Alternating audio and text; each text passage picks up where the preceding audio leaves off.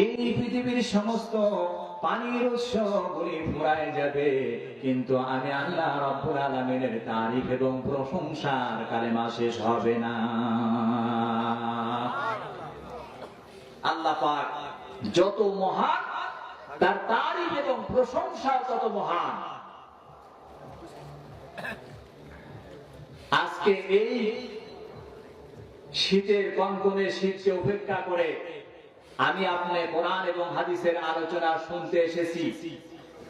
আসার পরে আমি আপনি খুশি না বেজা?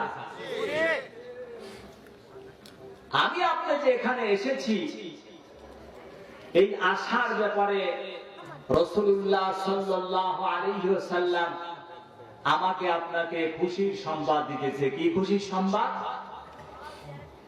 হাদিস শরীফের মধ্যে আসছে, আল্লাহ পাকের কোন বান্দা যখন কোরআনের আলোচনা, কোরআনের তাফসীর শোনার জন্য নিজের ঘর থেকে বের হয়, বের হওয়ার সঙ্গে সঙ্গে আল্লাহ রাব্বুল আলামিন প্রত্যেকটি মানুষের বান্দার সঙ্গে ৭০,০০০ ফেরেশতা তাকে স্বাগতম, ওয়েলকাম জানানোর জন্য সঙ্গে দিয়ে দেন।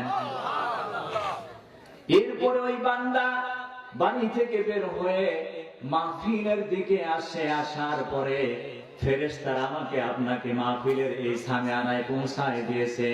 পৌঁছায় যাওয়ার পরে ফেরেশতারা আল্লাহ রাব্বুল আলামিনকে বলতেছেন, আল্লাহ পাক তোমার বান্দাকে তো আমরা স্বাগতম জানাই, ওয়েলকাম জানাই, মাহফিলের মধ্যে পৌঁছায় দিলাম, এখন আমাদের কাজকে আমরা আসমানে উঠে আসবো নাকি? আল্লাহ রাব্বুল আলামিন ফেরেশতাদেরকে ডাক দিয়ে বলে, আমার ফেরেশতারা তোমরা তোমরা সেখান থেকে আসো না, কারণ যতক্ষণ পর্যন্ত আমার বান্দারা কোরআনের আলোচনা চলবে, কোরআনের আলোচনায় বসে থাকবে, তোমরা চতুর্দিকে দাঁড়িয়ে থাকো এবং আমার ওই বান্দারা যতক্ষণ থাকবে শ্বাস প্রশ্বাস নিবে, শ্বাস নিবে, শ্বাস ছাড়বে, প্রত্যেকটি শ্বাস এবং নেওয়ার সময় এবং ফেলার সময় তাদের আমলনামায় 10টা করে নেকি লিখে দাও। বলেন সুবহানাল্লাহ। সুতরাং আমরা যারা এই মাহফিলে এসে খুশি হইছি, একটু হাত উঠায়া তাকবীর দেন। লিল্লাহে তাকবীর, লিল্লাহে তাকবীর। হাত নামান। আল্লাহ রাব্বুল আলামিন আমাদেরকে মহাগ্রন্থ আল কোরআনের আলোচনা শোনার জন্য এখানে নিয়ে আসছেন। কোরআনে কারীমের ৩ নম্বর সূরা, সূরাতুল ইমরান, এই সূরা ইমরানের ৩১ নম্বর আয়াতে কারিমা তেলাওয়াত করা হয়েছে এবং রাসূলুল্লাহ সাল্লাল্লাহু আলাইহি ওয়াসাল্লামের অসংখ্য হাদিস থেকে একটা হাদিস পাঠ করা হয়েছে।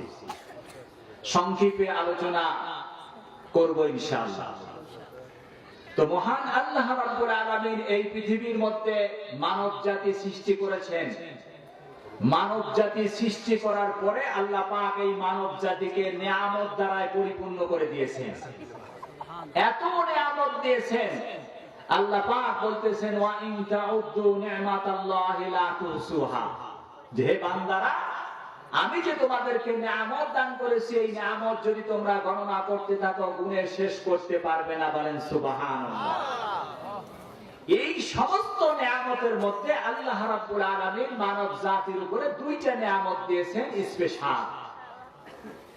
সেই 2টা নিয়ামত হলো যে আল্লাহ রাব্বুল আলামিন এই মানব জাতির হেদায়েতের জন্য পৃথিবীর মধ্যে যুগে যুগে নবী প্রেরণ করেছেন। আরেকটা নিয়ামত হলো যে আল্লাহ রাব্বুল আলামিন এই নবীদেরকে বিধান দিয়েছেন, কিতাব দিয়েছেন। এই পৃথিবীর মধ্যে 104খানা কিতাব আল্লাহ রাব্বুল আলামিন 1 লক্ষ অথবা 100 লক্ষ নবীকে এই কিতাব ভাগ করে দিয়েছেন। কোরআন ছাড়া সমস্ত কিতাব আল্লাহ রাব্বুল আলামিন একবারেই প্রত্যেক যে নবীর উপরে নাজিল করেছেন, একবারেই নাজিল করেছেন। আর মহাগ্রন্থ আল কোরআন আল্লাহ রাব্বুল আলামিন রাসূলের উপরে 23 বছরে নাজিল করেছে। বলেন সুবহানাল্লাহ। এই যে নবীদের উপরে আল্লাহ পাক ওহী নাযিল করেছেন, কিতাব নাযিল করেছেন, এই ওহী এবং কিতাব নাযিল করা নবী মুহাম্মদ সাল্লাল্লাহু আলাইহি ওয়াসাল্লাম ব্যতীত সমস্ত নবীদের একরকম পদ্ধতি ছিল, আর আমার আপনার নবীর কোরআন নাযিলের পদ্ধতি, ওহী আসার পদ্ধতি একরকম ছিল। সমস্ত নবীকে আল্লাহ পাক কিতাব দেওয়ার জন্য, বিধান দেওয়ার জন্য কোথায় না কোথায় সফর করার জন্য বলেছেন। হযরতে মূসা, ঈসা, ইব্রাহিম সমস্ত নবীরা আল্লাহর ওহী প্রাপ্ত হওয়ার জন্য সফর করেছেন। আর আমার আপনার নবীকে আল্লাহ রাব্বুল আলামিন এমন একটা স্পেশাল জিনিস দান করেছেন, আমার আপনার নবী যেখানে মহাগ্রন্থ আল কোরআন সেখানে আল্লাহর ওহী সেখানে, বলেন সুবহানাল্লাহি বিহামদিহি। রাসূলকে ওহী নেওয়ার জন্য কোথাও যাইতে হয় নাই। প্রথম দিকে যে রাসূল সাল্লাল্লাহু আলাইহি ওয়াসাল্লাম হীরা গুহার মধ্যে ইবাদত করতেন, এইটা তিনি কোরআন পাওয়ার জন্য যান নাই। তিনি সেখানে ইবাদত করতেছিলেন, করতে করতে আল্লাহ পাকের হুকুম হইছে, হযরতে জিবরাইল আমিন এসে মহাগ্রন্থ আল কোরআন নাযিল করেছে, বলেন সুবহানাল্লাহ। আর আমার আপনার রাসূল খাইতে বসেছেন, আল্লাহ পাক ওহী নাযিল করেছেন। নামাজ পড়েছেন, আল্লাহ পাক ওহী নাযিল করেছেন। আমার আপনার নবী আমার আপনার উম্মাহাতুল মুমিনিনের সঙ্গে শুয়ে আছেন, আল্লাহ পাক ওহী ওই অবস্থায় নাযিল করেছে, বলেন সুবহানাল্লাহ। হযরতে আয়েশা সিদ্দিকা রাদিয়াল্লাহু তাআলা আনহা হাদিস শরীফের মধ্যে আসছে, তিনি বর্ণনা করতেছেন, শীতের মধ্যে আল্লাহ পাকের রাসূল আমি আয়েশার কম্বলের মধ্যে শুয়ে আছে, আমি এবং আল্লাহ পাকের রাসূল কম্বলের মধ্যে শুয়ে আছি। কিছুক্ষণ পর তাকায় দেখলাম আল্লাহ পাকের নবীর সেই চেহারা মোবারকের উপরে, কপালের উপরে ফুটি ফুটি ঘামের মতো কি যেন দেখা যাইতেছে।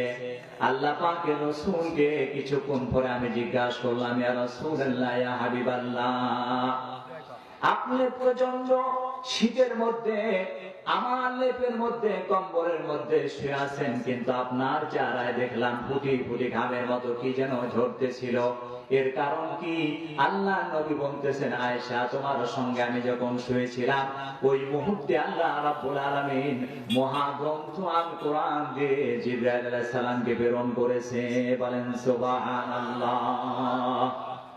আমার আপনার নবী যেখানে মহাগ্রন্থ আল কোরআন ওহী সেখানে, বলেন সুবহানাল্লাহ। তাফসীরের কিতাবের মধ্যে আসছে, আল্লাহ পাকের রাসূল যখন হিজরত করে মদিনায় গেলেন, মদিনায় গিয়ে 13 থেকে 14 মাস বাইতুল মুকাদ্দাসের দিকে কিবলা করে নামাজ আদায় করেছেন আল্লাহ পাকের হুকুমে। কিন্তু যখন বাইতুল মুকাদ্দাসের দিকে নামাজ আদায় করতেন, নামাজ সমাপ্ত হওয়ার পরে আল্লাহ পাকের রাসূল আসমানের দিকে তাকাইতেন আর আফসোস করতেন, যাতে করে আল্লাহ রাব্বুল আলামিন বাইতুল মুকাদ্দাসের দিক থেকে কিবলা ঘুরায়া বাইতুল্লাহর দিকে করে দেয়, বলেন সুবহানাল্লাহ। কোরআনে কারীমের মধ্যে আসছে, আল্লাহর নবী মসজিদে কিবলাতাইনের মধ্যে জোহরের নামাজ পড়তেছেন। জোহরের নামাজ 2 রাকাত হইছে, 2 রাকাত নামাজ আদায় করেছেন বাইতুল মুকাদ্দাসের দিকে। বাইতুল মুকাদ্দাসের দিকে নামাজ আদায় করেছেন। নামাজ আদায় করার অবস্থায় আল্লাহ রাব্বুল আলামিন আল্লাহ পাকের রাসূলের উপরে মহাগ্রন্থ আল কোরআনে কারীমের সবচেয়ে বড় সূরা সূরা বাকারার আয়াতে কারিমা নাযিল করলেন। قد نرى تقلب وجهك في السماء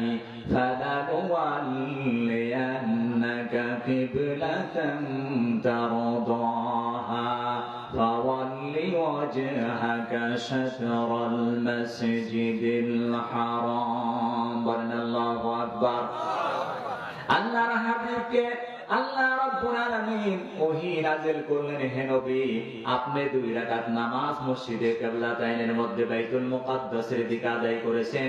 এই মুহূর্তে আর 2 রাকাত নামাজ বাইতুল্লাহর দিকে আদায় করেন, কারণ আপনি বাইতুল মুকাদ্দাসের দিকে যখন কিবলা করে নামাজ পড়তেন, আমি আর নামাজ পড়ার পরে আপনি বারবার আসমানের দিকে তাকাইতেন আর আফসোস করতেন যে বাইতুল মুকাদ্দাসের দিকে ফিরে যেন কিবলাটা বাইতুল্লাহর দিকে হয়। হয় আমি আল্লাহ রাব্বুল আলামিন পর্যবেক্ষণ করেছি, দেখেছি। এই জন্য আমি আল্লাহ রাব্বুল আলামিন আপনাকে এই মুহূর্ত থেকে হুকুম দিলাম, আপনি বাইতুল মুকাদ্দাস থেকে কিবলা ফেরায় বাইতুল্লাহর দিকে হয়ে নামাজ আদায় করুন। বলেন সুবহানাল্লাহ। সুতরাং আল্লাহ রাব্বুল আলামিন আমার আপনার নবী যেখানে, আল্লাহ রাব্বুল আলামিন ওহী সেখানে প্রেরণ করেছেন। হাদিস শরীফের মধ্যে আসছে রাসূল সফর অবস্থায় আছেন, এই সফর অবস্থায় আল্লাহ রাব্বুল আলামিন আল্লাহ পাকের নবীর উপরে ওহী নাযিল করেছেন। সুতরাং আল্লাহ পাক আমার আপনার নবীকে স্পেশাল নিয়ামত দান করেছেন। এই নবীর উপরে আল্লাহ রাব্বুল আলামিন মহাগ্রন্থ আল কোরআন নাযিল করেছেন। এই কোরআনে কারিমের তৃতীয় নাম্বার সূরা হলো সূরা আল ইমরান। তাফসীরের কিতাবের মধ্যে আছে এই ইমরান এটা একটা মানুষের নাম। কার নাম? এটা হলো যে হযরত ঈসা আলাইহিস সালাতু ওয়াস সালামের নানার নাম। বলেন সুবহানাল্লাহ। আল্লাহ রাব্বুল আলামিন এই মহাগ্রন্থ আল কোরআন নবীর উপরে নাযিল করে নবীকে অদৃশ্যের ঘটনা কিছু জানায় দিয়েছেন। হযরত আদম আলাইহিস সালাতু ওয়াস সালামের সৃষ্টির ব্যাপারে আমার আপনার নবী জানতো না, হাজার হাজার বছর পরে আমার আপনার নবী এসেছেন। হযরত নূহ আলাইহিস সালাতু ওয়াস সালামের মহাপ্লাবন সম্পর্কে জানতো না, আল্লাহ রাব্বুল আলামিন রাসূলের উপরে ওহী নাযিল করে এই সুন্দর কথা জানায় দিয়েছেন। আল্লাহ রাব্বুল আলামিন বলতেছেন তিলকা মিন আনবাইল গায়বি নূহিহা ইলাইকা মা কুনতা তা'লামুহা আনতা ওয়ালা কওমুকা মিন ক্বাবলু